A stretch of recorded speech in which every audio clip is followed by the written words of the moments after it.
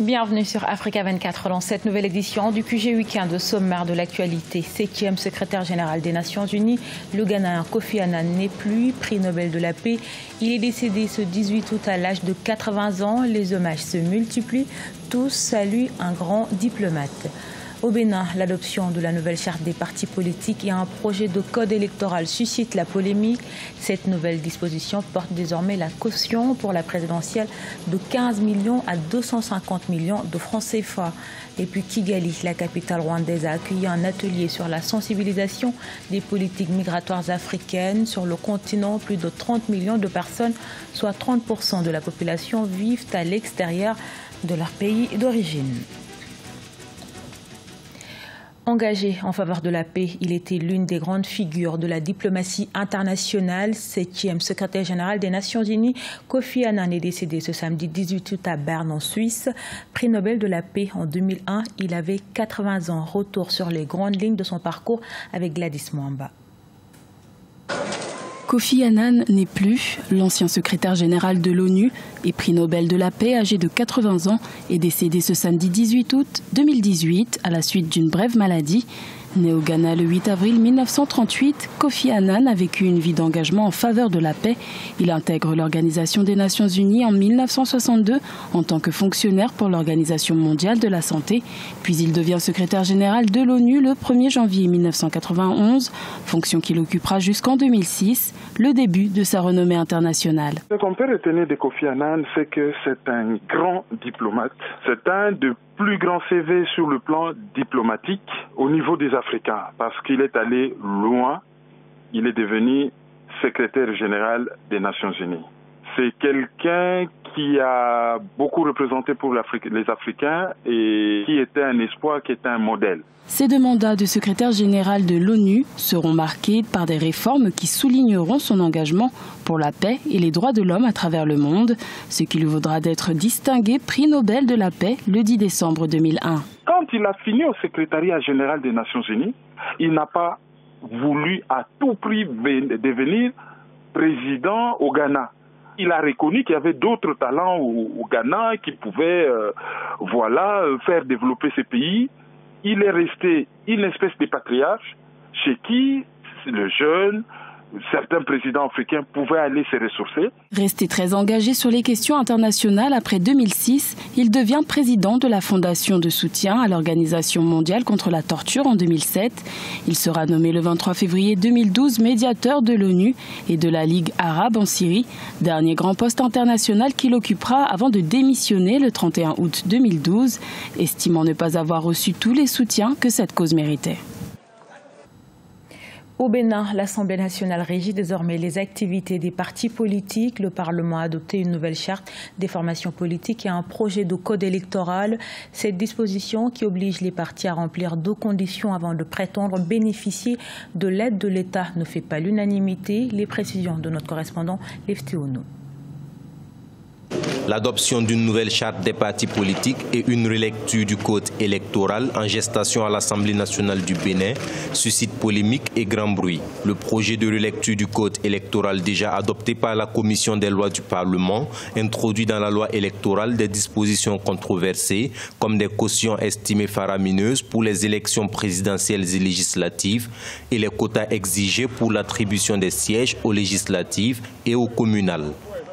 On cherche à réduire le nombre de partis politiques, c'est-à-dire quoi, et à dégager une manne financière publique pour octroyer à ces partis politiques qu'on a réussi à réduire. En les réduisant, c'est qu'on introduit aussi des techniques pour tirer le drap de son côté. Ce qui peut plus tard vicier le jeu politique, pour ne pas dire caporaliser le jeu politique, entraîner des exclusions. Au niveau des élections présidentielles, la caution est portée de 15 millions de francs CFA à 250 millions de francs CFA. Elle passe de 8,3 millions à 200 millions de francs CFA pour chaque liste des candidatures pour le compte des législatives. Selon donc la charte des partis politiques, désormais en fait les partis politiques petits ils sont plus comme des petits. C'est-à-dire qu'il faut grandir en même temps avec tout ce qu'il y a. Il faut avoir un siège, il faut être, disons, il faut 15 membres, pas comme ça fait 1155 membres fondateurs avec tous les papiers. C'est en fait entièrement détruire la liberté des choses. Et surtout, exclure du droit de choisir et d'être élu, de d'élire des couches pauvres, surtout les jeunes, les femmes. La réforme découle d'une ambition affichée des autorités béninoises de réduire le nombre de partis politiques, malgré le multipartisme consacré par l'article 5 de la Constitution. L'activité bancaire dans la zone UEMOA se porte plutôt bien. Le cumul annuel des crédits mis en place par les banques dans l'Union économique et monétaire ouest-africaine s'est établi à plus de 12 milliards de francs CFA, soit une hausse de 4,1% selon le dernier rapport de la BCEAO. Les précisions de Cheikh Omar Bandaogo. Au cours de l'année 2017, le montant moyen des injections hebdomadaires de liquidités de la Banque centrale des États de l'Afrique de l'Ouest sur les guichets est évalué à 3011,1 milliards de francs CFA. Dans le même temps, le taux d'intérêt débiteur moyen des crédits mis en place en 2017 par les banques dans les pays de l'UEMOA est ressorti à 6,93%, stable selon la Banque centrale. Toutefois, il convient de rappeler que depuis 2009, le taux d'intérêt débiteur s'est inscrit dans une tendance baissière en lien avec l'approfondissement du paysage financier, l'amélioration du climat des affaires et l'assouplissement des conditions monétaires. Ainsi, au cours des 6 dernières années, le taux débiteur a baissé de 139 points de base. Selon la BCEAO, on note une baisse du taux d'intérêt pour les sociétés d'État, les entreprises individuelles et les particuliers. En revanche, des hausses respectives de 0,05 et 0,07 points de pourcentage sont enregistrées sur les crédits octroyés à la clientèle financière et aux entreprises privées. Aujourd'hui, les banques préfèrent investir dans les entreprises, dans les sociétés financières, parce qu'elles estiment que le taux de rentabilité dans la clientèle institutionnelle est plus élevé que le taux de rentabilité dans la clientèle particulière. Et notamment les garanties de non-paiement restent très minimes. La BCEAO fait noter que les crédits mis en place par les banques dans l'UEMOA au cours de l'année 2017 se sont inscrits en hausse de 4,1% à 12 889,1 milliards de francs CFA. S'agissant des dépôts à terme effectués, ils sont ressortis en hausse à 8 396 milliards de francs CFA en 2017, soit une progression de 4,2% par rapport à 2016. Comment sensibiliser et bien gérer les migrations en Afrique? La question était au menu d'un atelier qui s'est tenu du 15 au 17 août à Kigali, au Rwanda. Même si les migrations peuvent avoir un impact positif, la fuite des cerveaux suscite des inquiétudes. Environ 60 000 migrants par an quittent le continent. Les explications de Badawi Adidjato.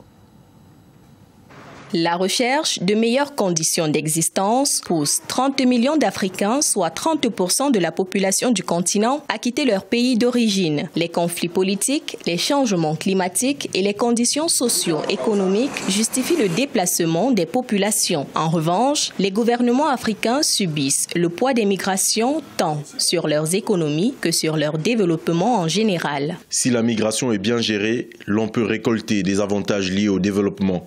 Raison pour laquelle l'Afrique doit avoir une gestion cohérente et contrôlée de la migration. En 2015, la Banque africaine de développement a créé un indice de l'égalité du genre en Afrique. Il en ressort que 75% de femmes représentent la main-d'œuvre agricole et produisent la majorité des denrées alimentaires du continent. Il y a les politiques d'emploi qui devraient être revues et renforcées afin que les jeunes trouvent de l'emploi. Enfin, il y a les politiques sécuritaires qui vont renforcer les contrôles aux frontières. Ensuite, il y a la question de la discussion avec les États européens. Au lieu de mettre l'accent sur les dispositifs pour empêcher les migrants d'arriver en Europe, aussi renforcer la coopération au développement. La migration présente aussi un impact positif. En 2004, les flux des fonds en provenance de la diaspora ont contribué de 19% au PIB du continent. Cependant, l'Afrique reste confrontée à la fuite des cerveaux. 60 000 migrants quittent le continent chaque année. Pour faire face au problème des migrants, l'Union africaine a mis $200 000 pour appuyer les initiatives d'auto-emploi à travers le continent. Ils ont été des joueurs de rugby. Aujourd'hui, ils s'engagent à promouvoir cette discipline en Côte d'Ivoire, pays où seulement 13 clubs sont affiliés à la fédération de rugby. Une tendance que souhaitent renverser certains anciens joueurs que notre correspondant Oliva Diacoton a rencontré. Suivez son reportage. En Côte d'Ivoire, certaines anciennes gloires du rugby veulent désormais mieux vulgariser ce sport dans le pays. C'est le cas du professionnel Sylvain Tian, ancien sociétaire de plusieurs clubs français. Ici à Gonzagueville, dans la commune de Port-Boué au sud d'Abidjan, il essaie de transmettre sa riche expérience à la jeune génération. Le rugby, c'est l'école de la vie. Et cette vie-là, aujourd'hui, moi j'étais content, peu importe l'âge, peu importe la taille. Ce qui m'importe, c'est le sourire de ces gamins-là.